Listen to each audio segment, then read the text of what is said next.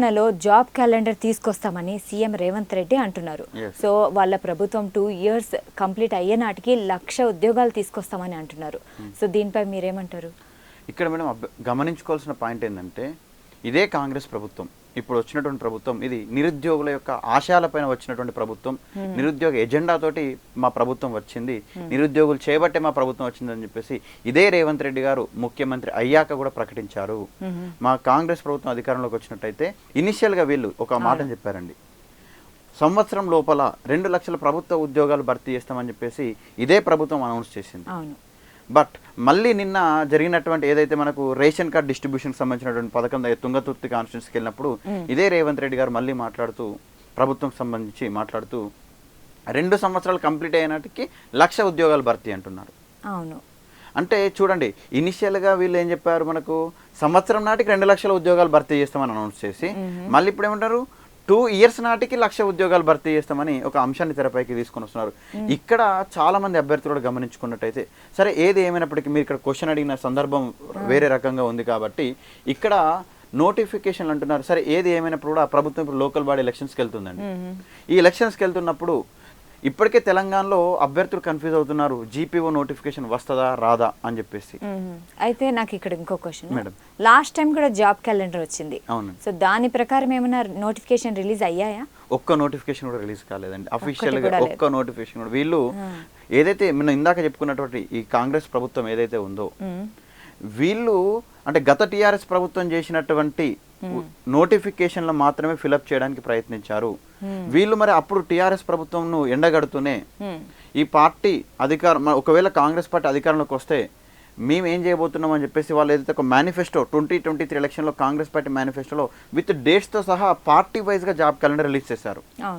But ఆ dates ప్రకారంగా కూడా నోటిఫికేషన్లోనే రిలీజ్ కాలేదు. అది పోను వీళ్ళు గవర్నమెంట్లోకి వచ్చాక సరే అది పొలిటికల్ పార్టీ డిసిషన్ అనుకోండి. తర్వాత వీళ్ళు గవర్నమెంట్లోకి వచ్చినాక గవర్నమెంట్ కూడా సాక్షాత్తు రాష్ట్ర ఉప ముఖ్యమంత్రి బట్టి విక్రమార్క గారు మనకు అసెంబ్లీలో ప్రకటించారు జాబ్ క్యాలెండర్ను. ఈ జాబ్ క్యాలెండర్ ప్రకారం టెట్ నోటిఫికేషన్ 1-2 మెడికల్ నోటిఫికేషన్ సంబంధించి తప్ప వీళ్ళు ప్రకటించినటువంటి ఆ గ్రూప్ 1 లేదు, గ్రూప్ 2 లేదు, గ్రూప్ 3 లేదు, మరొక డిఎస్సి లేదు, ఫారెస్ట్ బీట్ లేదు, ఎస్ఐ కానిస్టేబుల్ లేదు, ఇట్లా ఏ ఒక్క నోటిఫికేషన్ కూడా ప్రాపర్గా రాలేదు. ఆ నోటిఫికేషన్లు అప్పుడు వీళ్ళు ప్రాపర్గా రిలీజ్ చేస్తుంటే ఈ రోజుకు కూడా అశోక్ నగర్ చౌరస్తా కాడ అభ్యర్థులు కొట్లాడాల్సినటువంటి పరిస్థితి లేదు. ఇందిరా పార్క్ ధర్నా చౌక్ దగ్గర కూడా అభ్యర్థులు ఈ రోజు కూడా రోడ్లు ఎక్కేటువంటి పరిస్థితి ఉంది.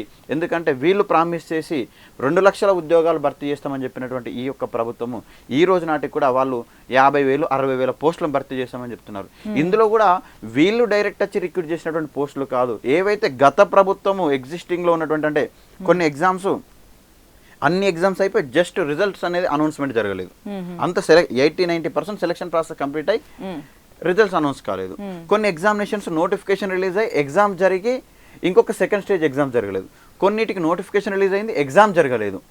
సో వాటన్నిటికి వీళ్ళు ఆ మిగతా ఏదైతే ఉన్నటువంటి, సరే వీళ్ళు చేసినటువంటి ఆ పని కూడా చాలా గొప్పది, అంటే ఆ టైంలో జరగలేదు, అంటే రిజల్ట్స్ అనౌన్స్మెంట్ కాలేదు, paper issues, paper leakage issues, so biometric issues, ఇవన్నీ ఇష్యూస్ ఉన్నప్పటికీ కూడా సరే వీళ్ళు వచ్చి మీద ఆ 10% కంప్లీట్ చేసి ఒక 50,000-60,000 ఉద్యోగాలు ఇచ్చారు. బట్ ఇవి వీళ్ళు వచ్చినాక రిక్రూట్ చేసిన ఉద్యోగాలు అయితే, అంటే నోటిఫికేషన్ ఇచ్చింది అయితే కాదు.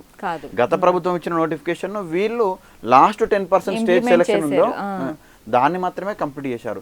వీళ్ళు ఏం చేశారు, గతంలో ఉన్నటువంటి డిఎస్సికి ఒక 5,000 పోస్టులు 6,000 పోస్టులు వీళ్ళు అడిషనల్గా యాడ్ చేశారు. గ్రూప్ 1కి ఒక 60 పోస్టులు యాడ్ చేశారు. అంటే కాంగ్రెస్ ప్రభుత్వం వచ్చినాక ఒక 10 నుంచి 11-12,000 పోస్టులు మాత్రమే వీళ్ళు డైరెక్ట్ ఫిల్అప్ చేసింది ఎక్స్ట్రా, తప్ప 60,000 ఉద్యోగాలు అనేది వీళ్ళు పూర్తి చేసింది కాదు. సరే ఏది అయినప్పుడు కూడా ఇప్పటికి కూడా నిరుద్యోగ సమాజం కోరుకుంటుంది, సార్ 2 లక్షల ఉద్యోగాలన్నా 2 లక్షలు కాకపోయినా పర్లేదు. ఇప్పుడు తెలంగాణలో మీరు అంటున్నటువంటి, అంటే ఏదైతే ప్రతి గ్రామంలో మనకు పంచాయతీరాజ్ చట్టం ప్రకారము గ్రామ పంచాయతీ కార్యదర్శి ఎలా ఉండాలో అదేవిధంగా ఇప్పుడు తెలంగాణలో మనకు ఏదైతే భూభారతి చట్టం అని కొత్తగా తీసుకొచ్చారండి.